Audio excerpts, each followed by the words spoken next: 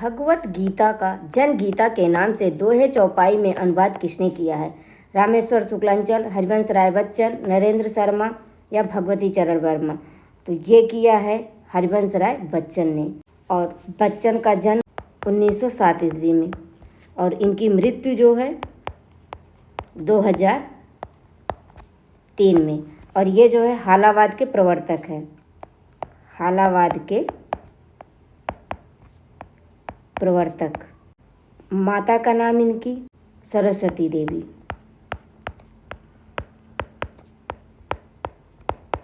और पिता का नाम, पिता इनके प्रताप नारायण श्रीवास्तव, प्रताप नारायण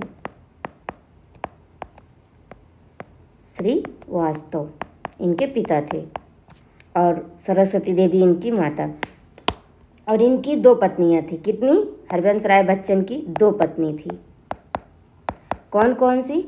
तेजी बच्चन और श्यामा बच्चन। तेजी बच्चन और श्यामा बच्चन। तेजी बच्चन ओपेरा डांस करती थी। कैसा डांस? Opera dance. और यह जो है फ्रांस का डांस है। ओपेरा डांस जो है यह फ्रांस का डांस है, फ्रांस का डांस है। और इसमें इनको महारत हासिल है। बच्चन जी ने पीएचडी कैम्ब्रिज से की है। कहाँ से? कैम्ब्रिज से। और ये 1966 ईस्वी में राज्यसभा के सदस्य बने। कब बने राज्यसभा के सदस्य? 1966 में। अगला प्रश्न है, रामेश्वर शुक्ल अंचल की प्रगतिशील कविता है? मधुलिका, किरण बेला, बरसात के बादल, विराम चिन्ह। तो रामेश्वर शुक्ल अंचल की जो है प्रगतिशील कविता है किरण बेला। बी ऑप्शन आपका सही है। और यह कविता 1941 ईस्वी में प्रकाशित हुई है। कब? 1941 ईस्वी में। बाकी मधुलिका का प्रकाशन वर्ष 1938 ईस्वी। बरसात के बादल का जो है सन 1954 से 55 है। 1954 से 1955 ईस्वी। विराम चिन्ह 1957 ईस्वी की रचना है। 1957 ईस्वी। और विराम चिन्ह के नाम से रामविलास शर्मा की भी गद्य रचना है। किसकी? विराम चिन्ह के जो है विराम चिन्ह रामविलास शर्मा की गद्य रचना भी है। रामविलास। अगला प्रश्न है, किसकी कविता को नुक्कड़ कविता कहा जाता है? नागार्जुन, शिवमंगल सिंह सुमन, केदारनाथ अग्रवाल, रांगीय राघव। तो ये कहा जाता है नुक्कड़ कविता नागार्जुन की कविता को। और ये किसने कहा है? तो नुक्कड़ कविता तो बच्चन सिंह ने। नागार्जुन की कविता को बच्चन ने कहा है, बच्चन ने कहा है नुक्कड़ कविता। और नागार्जुन का जन्म जो है, नागार्जुन का जन्म 1911 ईस्वी में और मृत्यु इनकी 1998 ईस्वी में। मृत्यु इनकी 1998 ईस्वी में हुई। नागार्जुन का वास्तविक नाम है वैद्यनाथ मिश्र। हिंदी में नागार्जुन नाम से कविता करते हैं। हिंदी में इन्होंने नागार्जुन ने हिंदी में नागार्जुन के नाम से कविता करते हैं। नागार्जुन नाम से कविता की है। मैथिली में यात्री नाम से, मैथिली में यात्री नाम से, यात्री नाम से कविता करते हैं। जन्म नागार्जुन का 30 जून 1911 को मधुबनी, कहाँ पर? मधुबनी जिला सतलखा बिहार के तरौनी में हुआ, तरौनी में हुआ है। पूछ लिया जाएगा कि हिंदी में नागार्जुन के नाम से कविता की है तो वो नागार्जुन ने की है। मैथिली में किस नाम से मैथिली में किस नाम से कविता की है? तो यात्री नाम से की है। इनका जन्म स्थान तो मधुबनी जिला सतलखा बिहार के तरौनी में हुआ है। और जन्म हुआ कब है? तो 30 जून 1911 को। मृत्यु इनकी 1998 ईस्वी को। और वास्तविक नाम इनका वैद्यनाथ मिश्र। और इनकी कविता को नुक्कड़ कविता किसने कहा है? तो हरिवंश राय बच्चन ने कहा है। अगला प्रश्न है, अज्ञेय जी को अज्ञेय नाम किसके द्वारा दिया गया है? जैनेन्द्र, इलाचंद्र जोशी, मनोहर श्याम जोशी, डॉक्टर नगेंद्र। तो ये जो है दिया गया है अज्ञेय को अज्ञेय नाम जैनेन्द्र के द्वारा। और अज्ञेय जो है अस्तित्ववादी दर्शन से प्रभावित थे। अज्ञेय अस्तित्ववादी दर्शन से प्रभावित थे। अस्तित्ववादी दर्शन से प्रभावित थे। और इनके पिता, अज्ञेय के पिता हैं पंडित हीरानंद शास्त्री। पंडित हीरानंद शास्त्री।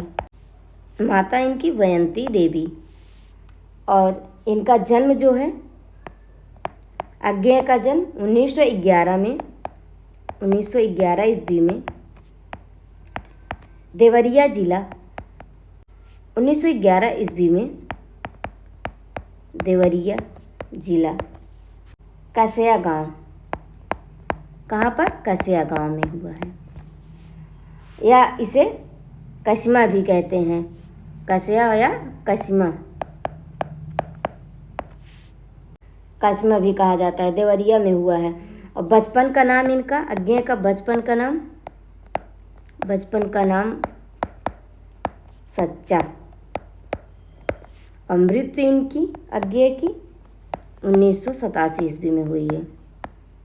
पूछ लिया जाएगा कि अस्तित्ववादी दर्शन से प्रभावित कवि हैं, तो अज्ञेय हैं। और इनके पिता का नाम तो पंडित हीरानंद शास्त्री और माता का नाम वयंती देवी।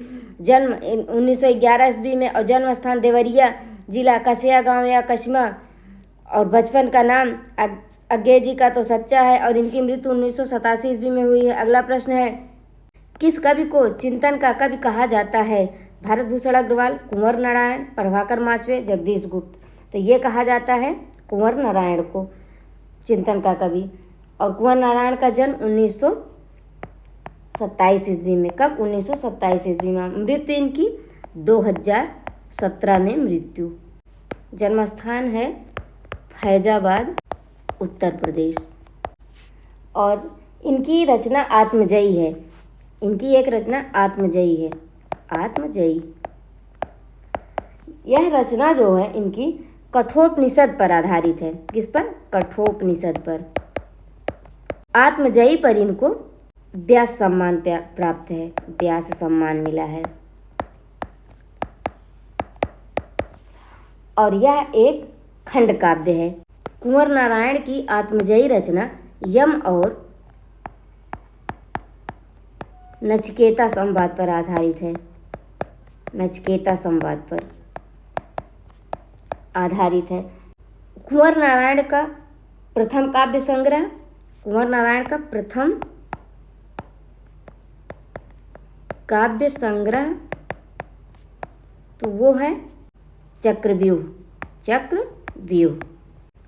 पूछ लिया जाएगा कि कुंवर नारायण का प्रथम काव्य संग्रह वो चक्रव्यूह है। और इनके किस रचना में यम और नचिकेता, इनकी कौन सी रचना यम और नचिकेता संवाद पर आधारित है? तो आत्मजयी है।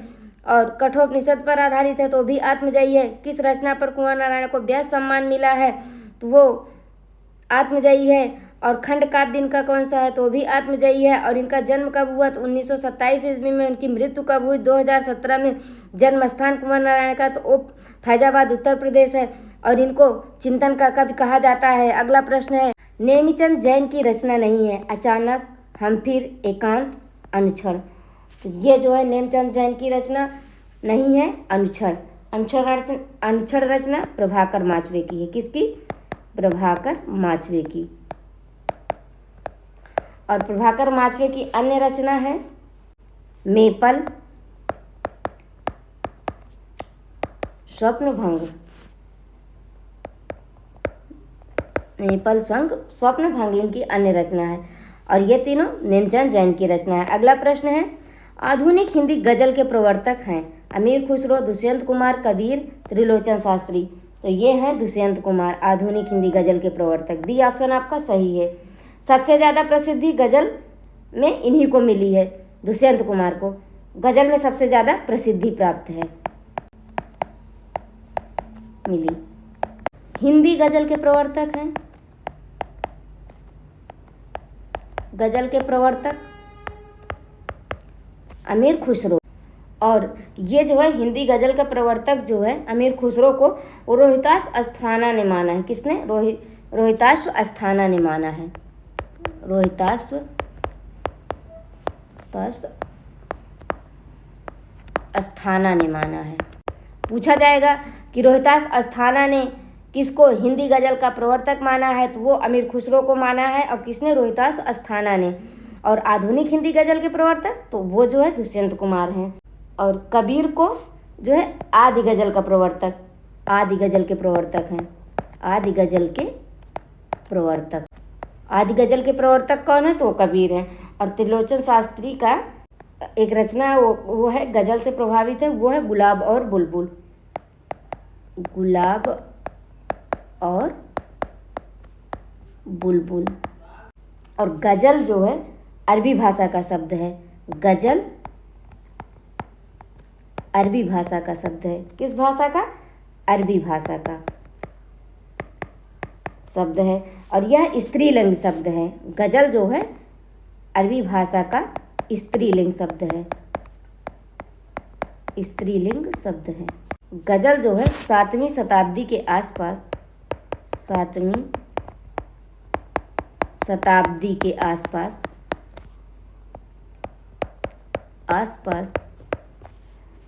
अरबी कविता में देखी गई है। अरबी कविता में देखी गई है। पूछ लिया जाएगा कि 7वीं शताब्दी में गज़ल जो है किस भाषा में प्राप्त हुआ है? अरबी, फारसी, तुर्की दे दिया जाएगा तो वो अरबी भाषा में। और कब? 7वीं शताब्दी में। त्रिलोचन शास्त्री की रचना, कौन सी रचना गज़ल से संबंधित है? तो वो गुलाब और बुलबुल है। गज़ल किस भाषा का शब्द है? तो अरबी भाषा का स्त्रीलिंग शब्द है। हिंदी गज़ल के प्रवर्तक अमीर खुसरो हैं और उनको किसके अनुसार माना गया है? तो रोहिताश अस्थाना ने माना है। और आधुनिक हिंदी गज़ल के प्रवर्तक तो वो हैं दुष्यंत कुमार। और आदि गज़ल के प्रवर्तक तो वो हैं कबीर। अगला प्रश्न है, प्रजा हितैषी पत्र की भाषा है खड़ी बोली, अवधी, ब्रज, संस्कृत निष्ठ। ये निष्ठ है, संस्कृत निष्ठ। तो ये जो है प्रजा हितैषी पत्र की भाषा है संस्कृत निष्ठ। डी ऑप्शन आपका सही है। और ये प्रजा हितैषी राजा लक्ष्मण सिंह का पत्र है, राजा लक्ष्मण सिंह का। और ये हिंदी के समर्थक थे। इन्होंने संस्कृत निष्ठ हिंदी का समर्थन किया है। राजा लक्ष्मण सिंह ने संस्कृत निष्ठ हिंदी का समर्थन किया है। संस्कृत निष्ठ हिंदी का समर्थन किया है। किसने किया है? तो राजा लक्ष्मण सिंह ने किया है। राजा लक्ष्मण सिंह का जन्म 1826 ईस्वी में, और मृत्यु राजा लक्ष्मण सिंह की 1896 ईस्वी में। कब? 1896 ईस्वी में। और ये कहाँ के रहने वाले थे? तो ये आगरा के रहने वाले थे, आगरा के रहने वाले थे। पूछ लिया जाएगा कि राजा लक्ष्मण सिंह कहाँ के रहने वाले थे? तो आगरा के रहने वाले थे। अगला प्रश्न है, प्रेमचंद का मूल रूप से हिंदी में लिखा गया उपन्यास है कायाकल्प, रूठी रानी, सेवा सदन, रंगभूमि। तो ये है कायाकल्प। और ये जो है 1926 ईस्वी में प्रकाशित हुआ। कब? 1926 ईस्वी में। रूठी रानी इनका 1907 ईस्वी में। और ये ऐतिहासिक उपन्यास है, ऐतिहासिक उपन्यास। और सेवा सदन 1918 में प्रकाशित हुआ है। और प्रेमचंद ने इसे हिंदी का बेहतरीन नॉवेल कहा है। प्रेमचंद ने इसे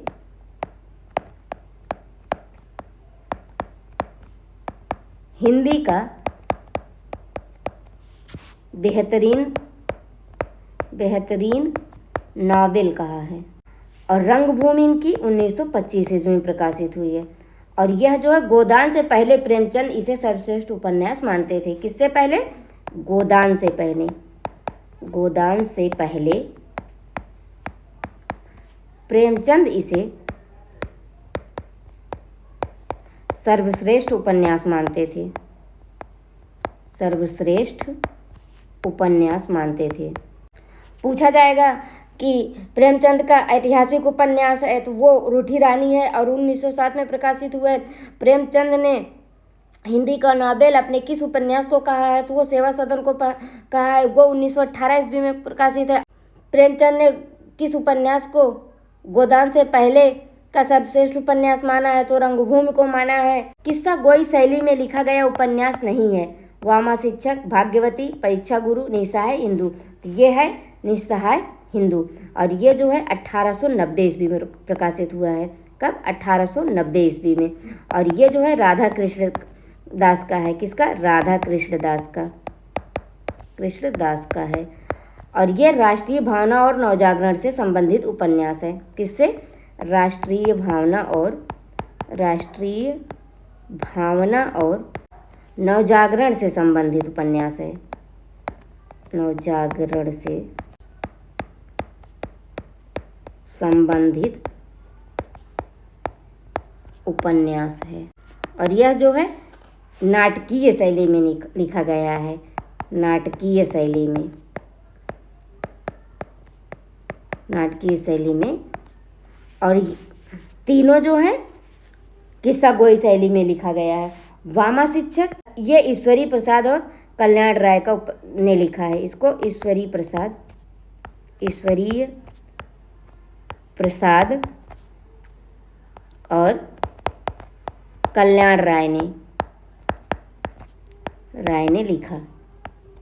भाग्यवती 1877 ईस्वी। और ये जो है श्रद्धाराम फुलौरी का है। किसका? श्रद्धाराम फुलौरी का उपन्यास है। और परीक्षा गुरु 1882 ईस्वी में प्रकाशित हुआ। और ये जो है लाला श्री निवास दास की, किसकी? लाला श्री निवास दास का उपन्यास है, दास का। और इसको आचार्य रामचंद्र शुक्ल ने हिंदी का प्रथम उपन्यास माना है। परीक्षा गुरु को आचार्य रामचंद्र शुक्ल ने हिंदी का प्रथम उपन्यास माना है। हिंदी का प्रथम उपन्यास माना। पूछा जाएगा कि हिंदी लाला श्रीनिवास दास का हिंदी का प्रथम उपन्यास कौन सा है तो वो परीक्षा गुरु है। और किसने माना है प्रथम उपन्यास तो आचार्य रामचंद्र शुक्ल ने माना है। अगला प्रश्न है, हिंदी के प्रथम संस्मरण लेखक है श्री राम शर्मा, घनश्याम दास बिड़ला, पद्म सिंह शर्मा, राम नरेश त्रिपाठी। तो ये है पद्म सिंह शर्मा। सी ऑप्शन आपका सही है। और पद्म सिंह शर्मा का प्रथम संस्मरण है हिंदी का तो वो पद्म पराग है, पद्म पराग। और ये जो है 1929 ईस्वी में प्रकाशित हुआ। कब? 1929 ईस्वी में प्रकाशित। और इनका एक अन्य संस्मरण है, अन्य संस्मरण प्रबंध मंजरी, प्रबंध मंजरी। श्री राम शर्मा का शिकार 1936 ईस्वी में प्रकाशित। प्राणों का सौदा, प्राणों का सौदा, जंगल के जीव, जंगल के जीव 1949 ईस्वी। और वे जीते कैसे हैं, वे जीते कैसे हैं 1957 ईस्वी में प्रकाशित हुआ। और सन 42 के संस्मरण, सन 42 के संस्मरण, ये सब जो है श्री राम शर्मा के संस्मरण हैं। और घनश्याम दास बिड़ला का संस्मरण है बापू। और ये जो है 1940 ईस्वी में प्रकाशित हुआ। और राम नरेश त्रिपाठी का संस्मरण है 30 दिन मालवीय जी के साथ, 30 दिन मालवीय जी के साथ, मालवीय जी के साथ। और ये जो है 1942 में प्रकाशित हुआ। अगला प्रश्न है, निम्न में कौन सा सुमेलित नहीं है? अर्धनारीश्वर रामधारी सिंह दिनकर, आस्था और सौंदर्य रामविलास शर्मा, प्रबंध प्रतिमा जयशंकर प्रसाद, आत्मनेपद अज्ञेय। तो ये जो है प्रबंध प्रतिमा, ये जो है सूर्यकांत त्रिपाठी निराला का निबंध संग्रह है। किसका? निराला का निबंध, सूर्यकांत त्रिपाठी निराला का निबंध संग्रह का निबंध संग्रह है। और निराला का अन्य निबंध संग्रह है, अन्य निबंध संग्रह है प्रबंध प्रतीक्षा, प्रबंध प्रतीक्षा, प्रबंध पूर्णिमा, चाबुक, चयन, प्रबंध पद्म, ये सब निराला का अन्य निबंध संग्रह है। आस्था और सौंदर्य ये रामविलास का ही है। आत्मनेपद अज्ञेय का है, जयशंकर प्रसाद का निबंध संग्रह है। काव्य और कला तथा अन्य निबंध, काव्य और कला तथा अन्य निबंध, और ये जो है 1939 ईस्वी में प्रकाशित हुआ है। अज्ञेय का निबंध संग्रह है। अगला प्रश्न है, नई कविता की अवधारणा से संबंधित कविता के नए प्रतिमान पुस्तक के रचनाकार हैं नामवर सिंह, रघुवीर सहाय, धर्मवीर भारती, लक्ष्मीकांत वर्मा। तो ये हैं नामवर सिंह और यह इनकी आलोचनात्मक कृति है। नई कविता की अवधारणा नामवर सिंह की आलोचनात्मक कृति है, आलोचनात्मक कृति है, और जिसमें नई कविता की अवधारणा को प्रस्तुत किया गया है। अगला प्रश्न है, निम्न में से कौन सा कवि तीसरे सप्तक का कवि नहीं है? कीर्ति चौधरी, धर्मवीर भारती, सर्वेश्वर दयाल सक्सेना, विजय देव नारायण शाही। तो ये इसमें जो है तीसरे सप्तक के कवि नहीं हैं धर्मवीर भारती, बी ऑप्शन आपका सही है। ये जो है दूसरे सप्तक के कवि हैं, धर्मवीर भारती दूसरे सप्तक के कवि हैं, दूसरे सप्तक के कवि। और दूसरे सप्तक का प्रकाशन वर्ष है 1951 ईस्वी। और दूसरे सप्तक में आने वाले कवि हैं, दूसरे सप्तक के कवि, सप्तक के कवि हैं शमशेर बहादुर सिंह,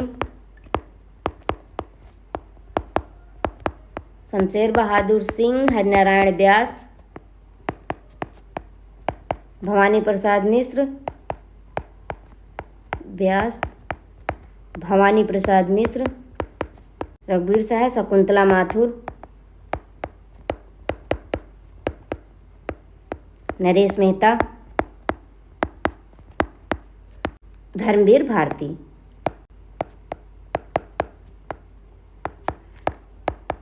ये जो हैं दूसरे सप्तक के कवि हैं और ये बाकी शेष तीनों तीसरे सप्तक के कवि हैं। अगला प्रश्न है, पंवारी इनमें से किस बोली से संबंधित है? ब्रज, खड़ी बोली, बुंदेली, अवधी। तो ये जो है बुंदेली बोली से संबंधित है।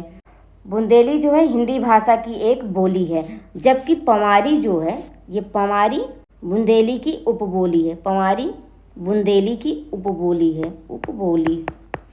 और इसकी अन्य उपबोली हैं, अन्य उपबोली, बुंदेली बोली की अन्य बोली हैं भदावरी, राठौरी इत्यादि।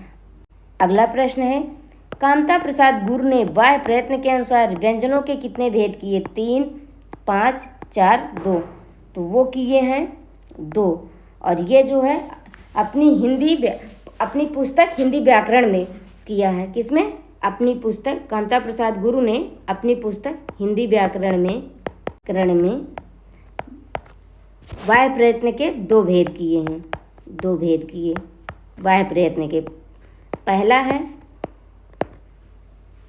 अल्पप्राण और दूसरा है महाप्राण। अगला प्रश्न है, निम्नलिखित में से किसमें अव्ययी भाव समास नहीं है? यथाशक्ति, आजीवन, यथास्थान, रसोई घर। तो ये जो है इसमें पूछा गया है कि अव्ययी भाव समास किसमें नहीं है? तो ये जो है रसोई घर में नहीं है। रसोई घर में तत्पुरुष समास है। कौन सा? तत्पुरुष समास है। और ये भी करण तत्पुरुष है, करण तत्पुरुष। शेष तीनों में अव्ययी भाव समास है। अगला प्रश्न है, निम्नलिखित में स्त्रीलिंग शब्द है? जवाब, गुलाब, हिसाब, शराब। तो ये इसमें जो है शराब में अरबी भाषा का स्त्रीलिंग शब्द है। शराब जो है अरबी भाषा का स्त्रीलिंग शब्द है। स्त्रीलिंग शब्द है। जवाब फारसी का पुल्लिंग शब्द है। फारसी भाषा का पुल्लिंग शब्द। गुलाब भी जो है फारसी भाषा का पुल्लिंग शब्द है। फारसी भाषा का पुल्लिंग शब्द है गुलाब भी। और हिसाब जो है अरबी भाषा का पुल्लिंग शब्द है। हिसाब अरबी भाषा का पुल्लिंग शब्द है। अगला प्रश्न है, कर्म कारक की विभक्ति है पर, ने, को, से। तो ये है को। सी ऑप्शन आपका सही है। पर जो है अधिकरण कारक की विभक्ति है, अधिकरण कारक की। और ने जो है कर्ता विभक्ति की है। से जो है करण का है। अगला प्रश्न है, निम्नलिखित में से कौन सा अव्यय का भेद नहीं है? परिमाण बोधक अव्यय का भेद नहीं है। सी ऑप्शन आपका सही है। अव्यय के 4 भेद हैं। अव्यय के कितने भेद हैं? अव्यय के 4 भेद हैं। वो है पहला संबंध बोधक अव्यय, क्रिया विशेषण अव्यय। तीसरा है समुच्चय बोधक अव्यय। और चौथा है विस्मयादि बोधक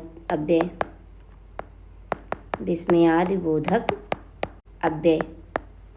ये चारों अव्यय के भेद हैं और परिमाण बोधक अव्यय का भेद नहीं है। तो आज का प्रश्न यहीं पर समाप्त होता है। मिलते हैं अगले वीडियो में, तब तक के लिए नमस्कार।